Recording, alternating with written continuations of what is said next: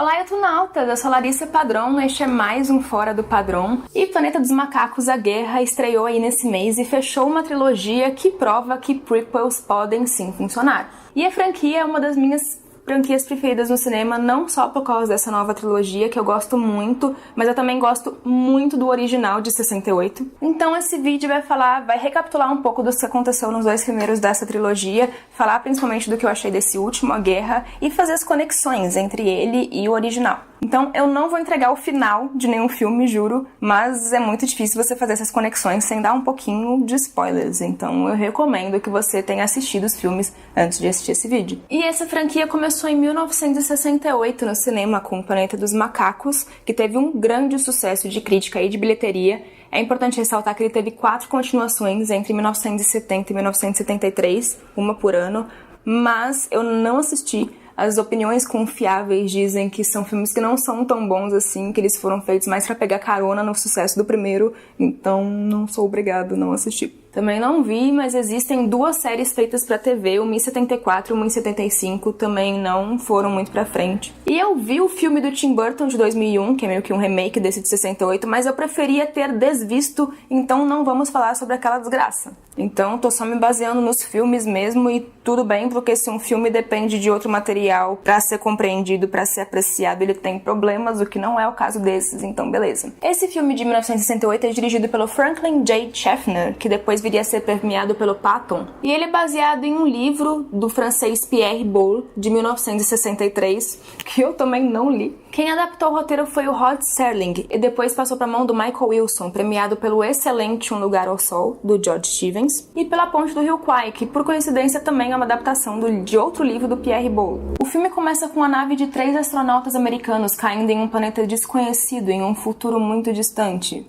Quem lidera é o comandante Taylor, vivido pelo Charlton Heston, que na época já era uma grande estrela, que ele já tinha feito Ben-Hur, já tinha feito os 10 Mandamentos. E ele interpreta um cara que é um cínico, que não acredita na humanidade, mas quem acredita, não é mesmo? E depois de caminhar bastante, vale ressaltar que eles ficam uns 20 minutos só caminhando nesse filme, eles descobrem que nesse planeta os humanos são primitivos, mudos e são escravizados por macacos, que por sua vez falam e são muito inteligentes. E fazer esse filme na época era um grande desafio, porque lembre-se, não existia CGI, não existia motion graphic, você tinha que realmente vestir humanos de macacos pra fazer, e convenhamos que é um pouco difícil você fazer isso sem fazer o filme ser uma comédia, sem tornar ele meio ridículo, e não podia ser dessa forma porque é um filme bem pesado pra sua época. Mas por sorte eles tinham o John Chambers, que é um cara foda pra criar maquiagem. Ele é tão sensacional que na época ele foi premiado com um Oscar especial porque não existia categoria maquiagem naquela época. E só como curiosidade, o John Chambers participou da Missão Argo, retratada no filme do Ben Affleck, e ele é vivido pelo John Goodman no filme, então um cara foda em vários aspectos. E quando eu digo que ele é um filme pesado, ele é pesado em vários sentidos, inclusive ele tem nudez, algo que pra época assim você não via com tanta frequência. Mas ele é progressista não apenas nisso, ele tem uma crítica social muito densa e muito forte, e nem é tão mascarada assim, uma crítica social bem óbvia de que nós, seres humanos, sempre julgamos e escravizamos de alguma forma todo mundo que é diferente da gente. E eles conseguem mostrar isso de uma maneira brilhante, invertendo os papéis e colocando os macacos fazendo o que humanos fizeram com várias civilizações ao longo da história. Esse clima pesado na época também ficou muito por conta da trilha. A trilha, ela é maravilhosa, ela tem uma pegada de terror, mas também uma pegada de aventura. Ela foi composta pelo Jerry Goldsmith, que merecidamente foi indicado ao Oscar na época. E é claro, o final, eu não vou contar ele pra vocês, mas esse filme pra mim tem uma das melhores cenas finais da história do cinema, e ele passa uma sensação que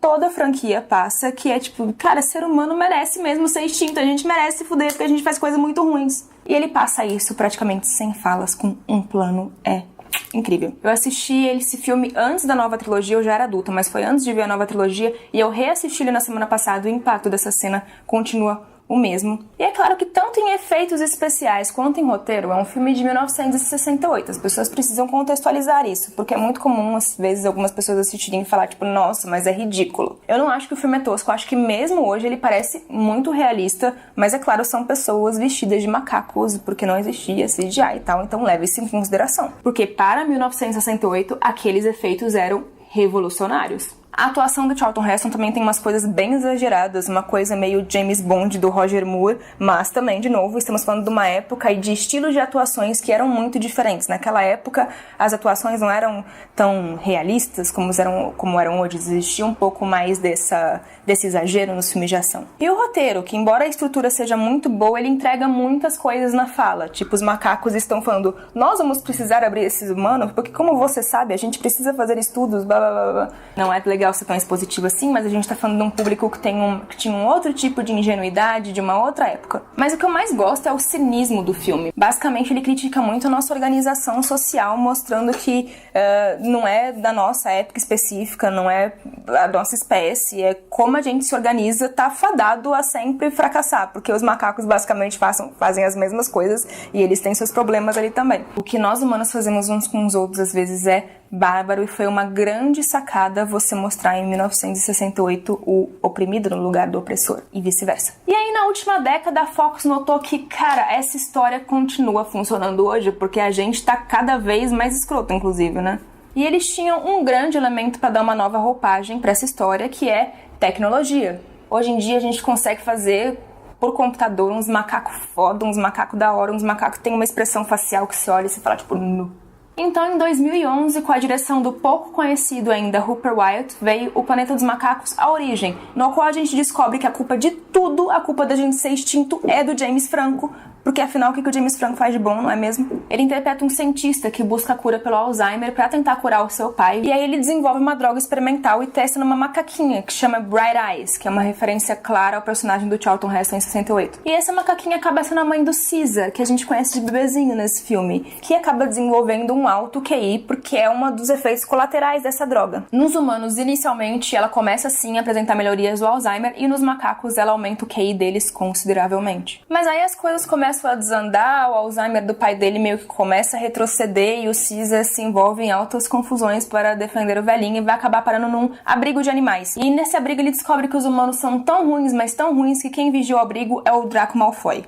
E esse abrigo é essencial para essa nova trilogia, não só porque é ali que o Caesar começa a notar que a sua espécie é subjugada e maltratada pelos humanos, que tratam eles como cobaias, que maltratam. E a propósito, a humanidade testa todos os produtos que você imagine e consome em animais até hoje. E aí ele dá um jeito de espalhar esse vírus que ele tem para todos os macacos, para que eles também comecem a se tornar inteligentes, para eles tentarem escapar dos maus tratos. E nisso ele também já se torna um líder. Mas também porque nesse laboratório, que também é uma prisão, é claramente uma alusão à prisão dos humanos no filme de 68. E essa não é a única conexão com o original. Em algum momento a gente vê na TV uma expedição de astronautas saindo para Marte, que fica subentendido que aquela expedição é a expedição do Charlton Heston. E tem várias outras referências que quem assistiu o filme original vai sacar, mas esse filme não depende disso pra você entender, ele é uma experiência ótima de qualquer forma. Meu único problema com ele é o elenco, o vilão, que é vivido pelo ator que faz o Draco Malfoy, que eu nem sei o nome dele. Ele é muito fraco, ele é um vilão estereotipado, é bem problemático. E eu tenho alguns certos problemas com James Franco. Eu acho que ele sempre tem a cara de chapado em todos os filmes, então ele é meio que tipo o James Franco em todos os filmes dele. Então eu gosto muito desse filme, mas eu gosto ainda mais da sequência dele, que é o Confronto, que veio em 2014 e é dirigido pelo Matt Reeves, que também é o diretor desse último, A Guerra. E ele começa mostrando que os macacos que conseguiram escapar do laboratório no primeiro filme agora vivem nas florestas, liderados pelo Caesar, enquanto os humanos estão morrendo em larga escala por causa do vírus criado pelo James Franco. E o Andy Serkis, o ator que interpreta o Caesar não é só criado digitalmente, ele é interpretado por um ator e transformado em motion graphic, que é aqueles pontinhos que ficam no ator, sabe? Ele ganha mais protagonismo aqui, e o vilão também é digital, feito dessa forma, interpretado pelo Toby Keller, e o vilão é o Koba, e são atuações sensacionais, mesmo que tenha o digital envolvido ali, mas eles têm muita expressão no olhar, você se importa profundamente com aqueles personagens semi-digitais. E você se importa também, claro, porque é um roteiro muito bem construído. O Koba é um vilão complexo, então ao mesmo tempo que você acha ele muito ruim, você entende de certa forma as motivações dele, porque você entende a trajetória dele desde o primeiro filme, o quanto ele foi maltratado e o quanto isso afetou o caráter dele. Os humanos aqui também são bem melhores representados pela Kerry Russell, pelo Jason Clarke e pelo incrível Gary Oldman. E o Koba, por odiar os humanos e por vários outros detalhes que é muito complexo pra explicar aqui, acaba desencadeando uma guerra entre humanos e macacos, porque vilões desencadeiam guerras, vocês sabem disso. Então é um filme que amarra muito bem a trama e com o qual você se importa profundamente com os personagens, gosto muito deles.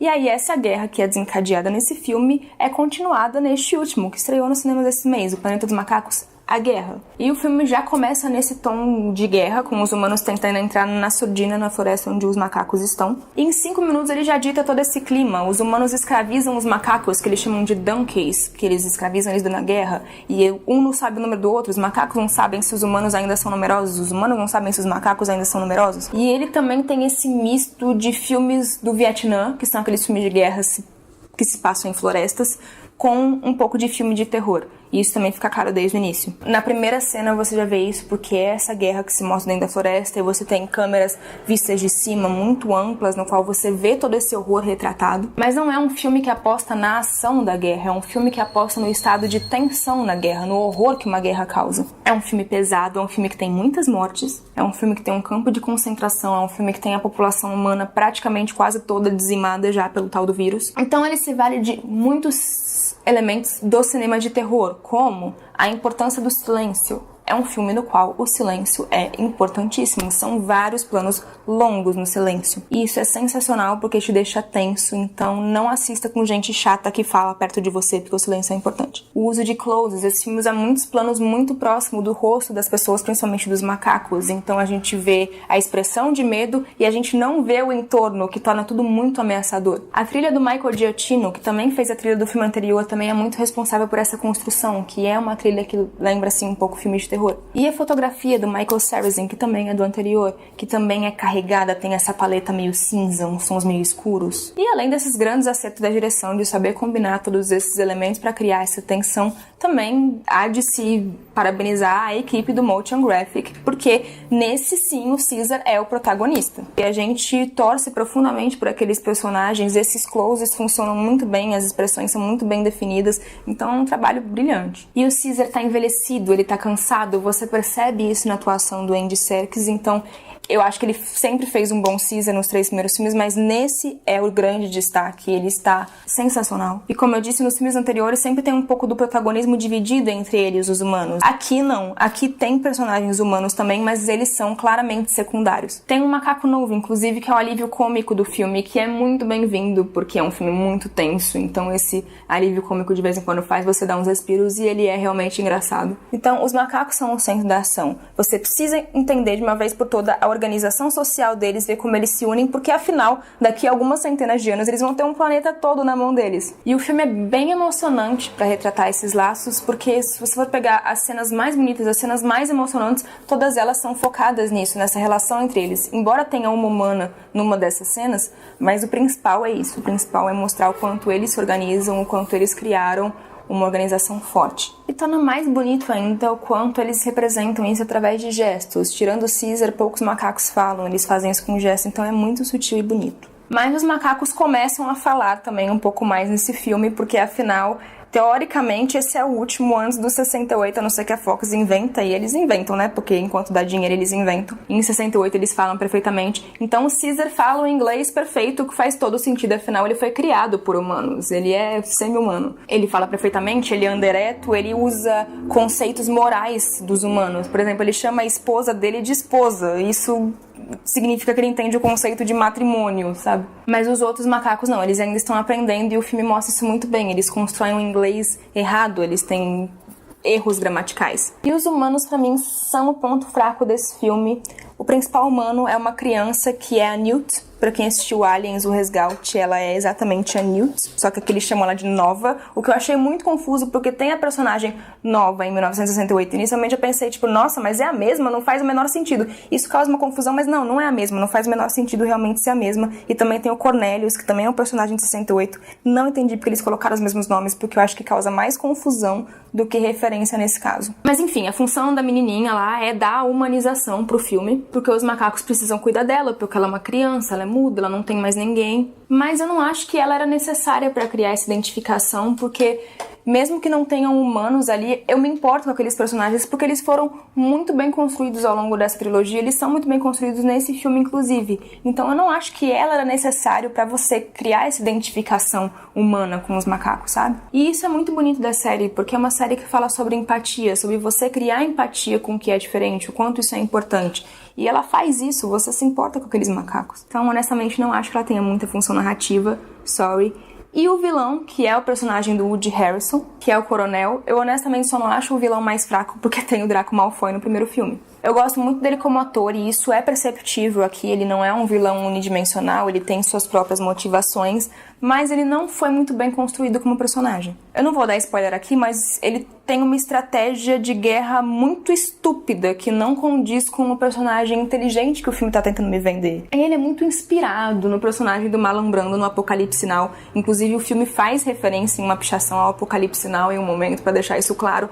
Ele é o coronel muito ruim, que tem um pouco de alcoolismo também. Eu vi muitas semelhanças entre eles, mas eu achei que como não é um personagem bem construído, ficou simplesmente meio que um plágio meio pobre, assim, não é uma boa referência. E como se não bastasse isso, tem aquela clássica cena do vem aqui, herói, que eu vou te contar todo o meu plano super maléfico agora, sem motivo nenhum. E em relação ao roteiro, por mais que eu ainda goste dele, ele é o roteiro mais fraco dos 3 filmes da série, porque ele tem alguns diálogos muito ruins e ele tem algumas coincidências que são muito desnecessárias, do tipo, nossa, eu preciso de um túnel para escapar, tipo, olha, já tem um pronto aqui, bem baixo, ou então eu precisava explodir aquele lugar. Para minha sorte, existe um barril de nitroglicerina bem ali, bem estrategicamente posicionado onde eu preciso. Então é um bom filme, é um final muito digno para uma das franquias que é uma das melhores para mim. Ele tem problemas e não são pequenos, mas eles não são maiores do que acerto. Mas esses problemas deixam A Guerra um pouco aquém dos seus antecessores, especialmente o Confronto. Essa era uma das minhas maiores expectativas do semestre por eu gostar tanto assim da franquia, e eu gostei muito do filme, mas ele não cumpriu tão bem assim as minhas expectativas. Caso você queira ver todas as minhas outras expectativas para o restante desse ano, eu vou deixar o link pro vídeo que eu fiz sobre isso por aí. E é isso, espero que você tenha gostado, eu quero saber a sua opinião sobre a franquia Planeta dos Macacos, deixe aqui nos comentários, aqui ou nas redes sociais, e se você gostou desse vídeo, dê o seu joinha aí que ele é importante. E caso você ainda não seja inscrito, se inscreva e volte sempre!